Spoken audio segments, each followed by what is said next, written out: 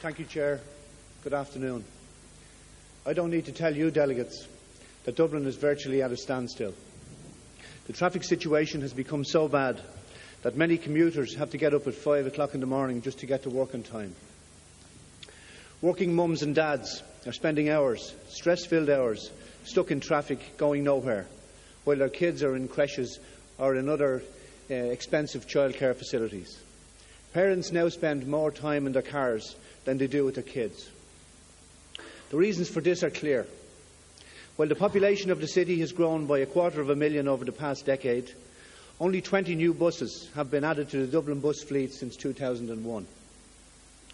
Huge housing, industrial and office developments have sprung up all over the Greater Dublin area, which now seems to cover most of the country, but these have been built without any thought whatsoever to the transport needs of the people living and working in them. The result is that the only way people can get from A to B is by car. Cars make up 80% of the traffic coming into the city centre, while buses represent only 2%.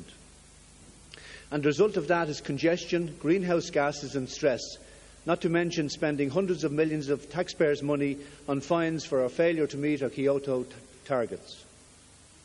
Luckily, just as the problem is clear, so are the solutions. It just needs a government with the imagination, the ideas and the will to address the real needs of real people.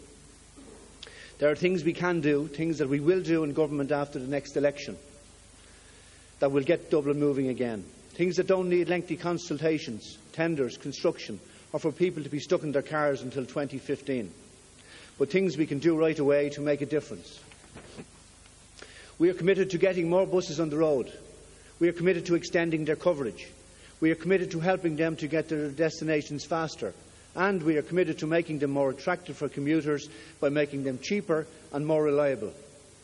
We want to add 475 new buses to the Dublin bus fleet, an increase of 50%. We want to extend the Dublin bus network so that it provides a reliable and regular service to the major residential areas within 25 miles of the city centre.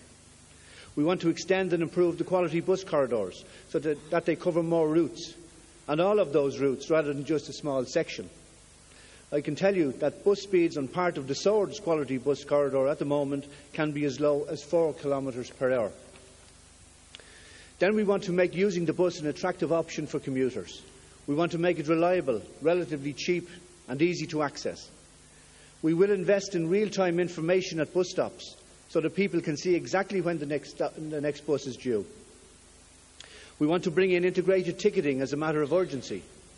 We want to simplify the fare structure so that one trip on Dublin bus costs just €1, no matter where you're going. We want to create park and ride facilities on the outskirts of Dublin with express bus services into the centre. We want to introduce a travel smart card that can be used to pay for any public transport in the city. I could go on. So many ideas, so many ways we can make a real difference to the city's traffic chaos, quickly, cheaply and effectively. Finally, delegates, I'm really looking forward to the next few years when the voters give us the chance to implement our ideas, to make public services work for the public and to give hard-working people back some quality of life, delegates. Thank you. Brendan Ryan, a candidate in Dublin North, where he'll be trying to win the seat now held by his brother Sean, who's retiring.